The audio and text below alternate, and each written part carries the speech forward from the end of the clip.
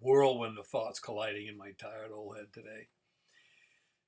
A number of years back, the homecoming troops were kind of glad to see us. Many had been down the ramp from Gate 6 several times and were glad we were still there. It was a great pleasure to send them packing headed west toward mom and home and apple pie. They were so pleased to be back on U.S. soil after 9 long months defending something, the rights of others, and watching each other's back.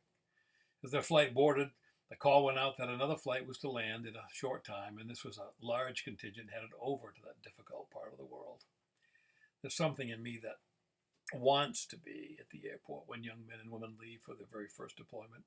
So many of them are filled with nervousness and uncertainty, and I want them to at least know that there are many of us who will support them and will honor their service.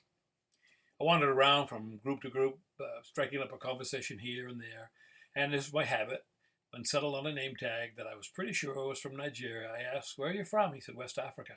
I said, "I mean, where in West Africa?" He said it was Nigeria, and I smiled and said, "Kedu Kadu." What a nice smile as he bore with my rather funny accent. He was impressed that I still remembered so many words of Igbo from the trip I took in 1991 to his country. I sensed the great feeling of connection with a brother from afar. His companions looked, "Where am I from?" I smiled, looked at his name tag, and took a wild guess at Haiti. He said, "Yeah, yeah." It was just a lucky guess based on his name. Another companion was wide-eyed and asked if I'd been in special ops. I assured him I wasn't that special at all. Just paid attention to things. It amazes me the number of foreign nationals who choose to come here and join our military. They give their time and often their lives because they believe that they have come to a great nation and want to give back what it has given to them. They understand a deeper way than we do the high cost of freedom and willingly make themselves a part of paying the price. I left the airport, went to visit a dear friend who had fallen and broken her hip, then scurried over to pick up my wife from work. Once home, I started the fire, long cold, and hauled in some wood, then sat down to check my Facebook. The very first post made me smile and also choke up a bit. A quadruple amputee had just driven 4 hours across the state, filling his own gas tank along the way.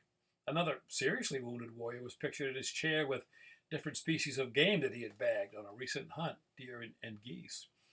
Then on another support page, I saw a soldier who had deployed through Bangor just a year before and had given 2 legs and an arm, his right arm, for freedom. He was laid back on a chair, cradling his year-old daughter in one arm and another child of similar age on his right stump. He was smiling and contented. I could go on for quite a while.